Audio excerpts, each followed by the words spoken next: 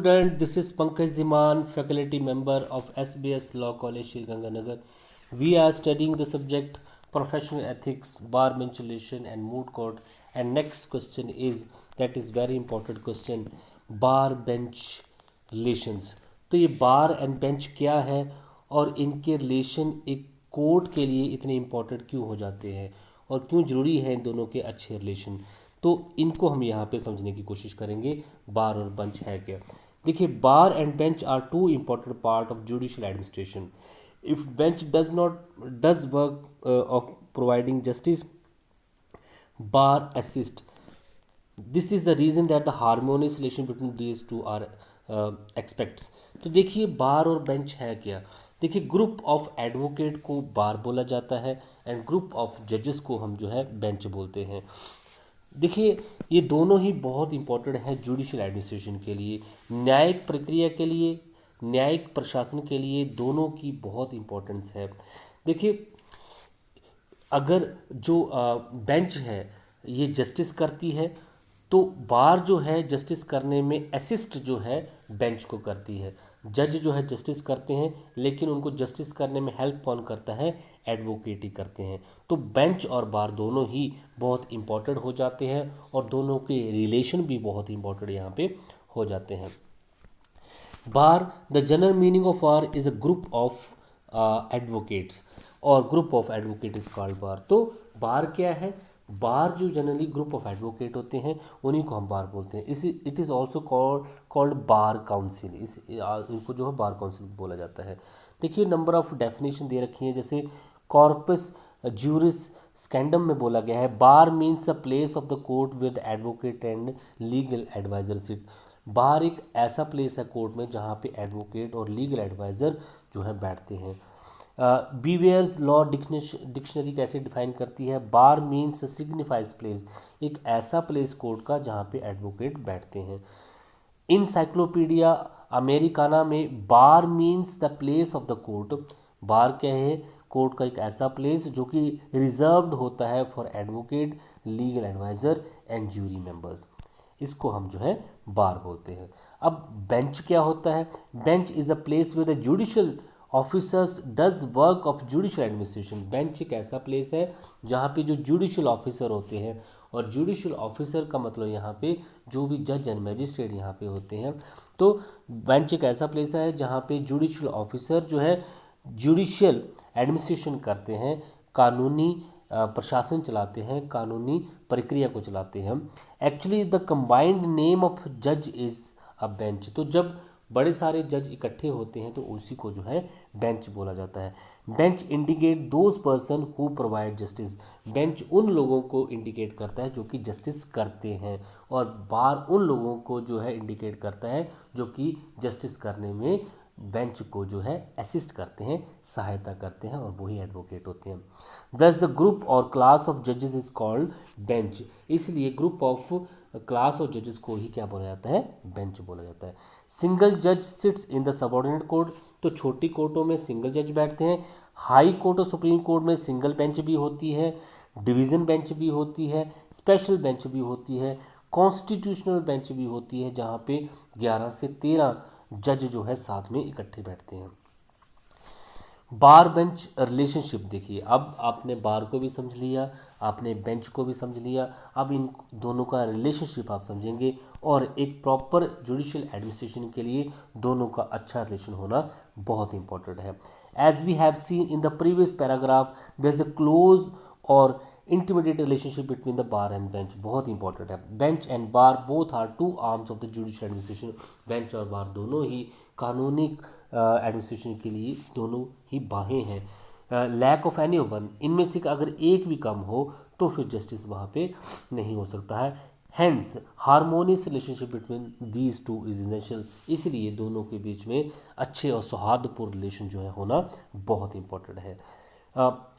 Preen सुरानावासी additional munsif and judicial magistrate, supreme court said that there must be a closest possible harmony between bar and bench to achieve the goal of the constitution. तो constitution के object को, goal को achieve करने के लिए बार और bench में एक harmonious relationship, close possible harmonious relationship होना बहुत इंपॉर्टेंट है। अब आपके पास यहाँ पे कैसे ये अच्छे रिलेशन होंगे, इनकी कुछ फीचर्स आप देख लेंगे। Courteous and moderate behaviour to maintain the harmonious relationship between the bar and bench. तो बार एंड बेंच में एक हार्मोनियस रिलेशनशिप क्रिएट करने के लिए दोनों बार एंड बेंच में कोर्टियस और मॉडरेट बिहेवियर होना चाहिए टुवर्ड ईच अदर। तो दोनों का कोर्टियस और moderate behaviour to each other होना चाहिए। Do not give any place to the rude, और उन दोनों के रिलेशन में किसी तरह की रूडनेस जो है, इंसोलेंट, बदतमीजी या इंसल्टिंग बिहेवियर वहाँ पे नहीं होना चाहिए। Good conduct and behaviour help in solving the harder assignment. तो मुश्किल से मुश्किल काम भी जो है अच्छे बिहेवियर से है सॉल्व किया जा सकता है। Some time lapses occur from the both side, कई बार दोनों में कुछ प्रॉब्लम्स हो जाती हैं which tend to stiffen their relationship, जिससे दोनों के रिलेशन जो है खराब हो जाते हैं। Under such environment if courtesy and moderate behaviour is adopted then it will be switch over to harmony. अगर इससे इन्वायरमेंट में एक अच्छा मॉडरेट और बिहेवियर जो अडॉप्ट किया जाए तो एक अच्छा सौहार्दपूर्ण रिलेशन दोनों पार्टियों के बीच में बार और बेंच में हो सकता है। सॉफ्ट लैंग्वेज, तो बार एंड बेंच में एक अच्छा रिलेशन मेंटेन करने के लिए बहुत ज़रूरी है कि लैंग्वेज जो है वो सॉफ्ट होनी चाहिए। द जज and advocate both should not use such a language which में disturb the relationship.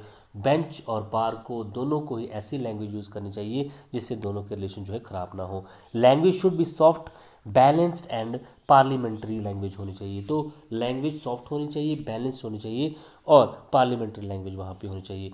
A respectful attitude help in completion of assignment, अगर रिस्पेक्टफुल बिहेवियर होगा टुवर्ड ईच अदर तो वहाँ पे जो है आसानी से जो है असाइनमेंट को पूरा किया जा सकता है। Lawyer have to present proper behaviour and conduct to work the presiding officer to the court not to any during the course of proceeding.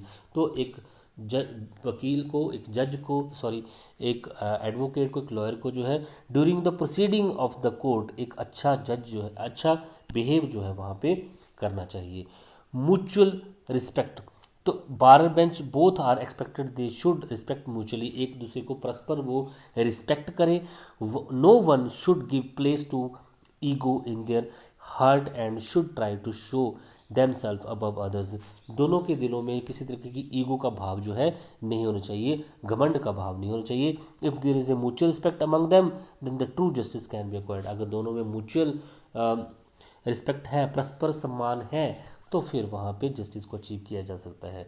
Avoidance of कंडेमिनेशन sorry, तो किसी तरीके की कंडेमिनेशन जो है उनको अवॉइड करना चाहिए। किसी भी तरीके की कंडेमिनेशन और जो है रिलेशन को ख़राब करेगा और उससे जो है एक प्रॉपर जस्टिस नहीं हो पाएगा। नॉट क्रिटिसाइज, ये बहुत इंपॉर्टेंट है बार और बेंच के लिए, एडवोकेट और जज के लिए, कि वो एक दूसरे को किसी भी मैटर में क्रिटिसाइज ना करें।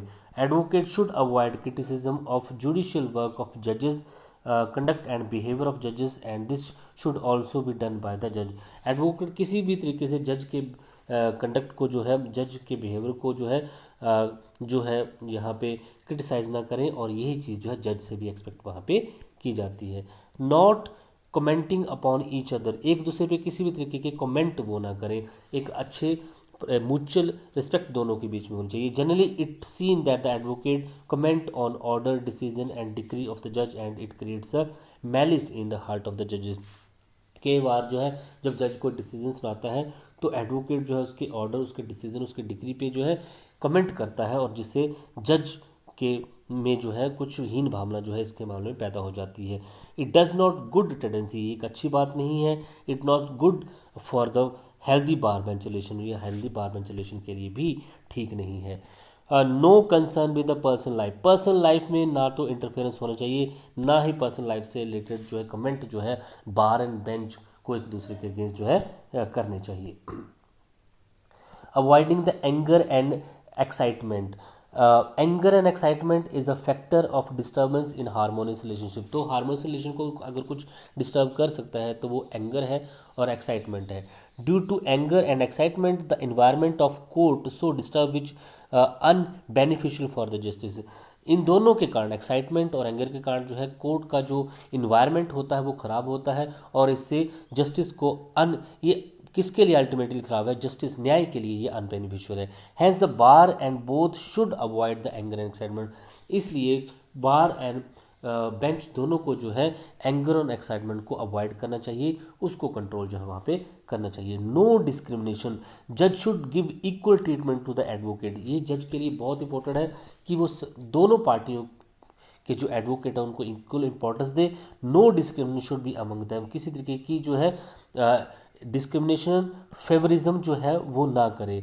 These are essential for maintaining harmonious relation, क्योंकि ये बहुत इंपॉर्टेंट है एक अच्छे हारमोनियस रिलेशनशिप क्रिएट करने के लिए। व्हेन जज discriminate among the advocate it lower down the respect of the जजेस। अगर जज जो है वकीलों में डिस्क्रिमिनेशन स्टार्ट कर दें, पक्षपात स्टार्ट कर दें, तो ये इसमें जज की जो रिस्पेक्ट होती है वो लोअर डाउन वहाँ पे होती है। नॉट शोइंग अननेसेसरी इंटेलिजेंस, बार और बेंच दोनों से एक्सपेक्ट किया जाता है कि वो अननेसेसरी इंटेलिजेंस एक दूसरे को शो ना करें, जिसकी वजह से जो दोनों में जेलसी क्रिएट हो और वहाँ पे ईगो क्रिएट हो। They shouldn't confuse the court, advocate are considered officers of the court. Advocate जो होते हैं वो कोर्ट के ऑफिसर्स होते हैं और उनसे ये एक्सपेक्ट किया जाता है कि वो कोर्ट को किसी भी तरीके से वहाँ पे कंफ्यूज ना करें अपने किसी फैक्ट से। Collaboration in the happiness and सोरो, हमेशा बार बेंच से एक्सपेक्ट किया जाता है कि एट द टाइम ऑफ सोरो, किसी दुख की स्थिति में दोनों जो है एक दूसरे को जो है वहाँ पे कोलैबोरेट करें। एडवोकेट की फैमिली में कुछ होता है या कुछ इस तरीके से कॉन्डोलेंस जो है एक दूसरे को देनी चाहिए। नॉट डूइंग इम्प्रॉपर एक्ट, किसी भी तरीके का इम्प्रॉपर एक्ट वहाँ पे बार बेंच को नहीं करना चाहिए, जिससे बाद दोनों के बीच में जो है टेंशन क्रिएट वहाँ पे हो।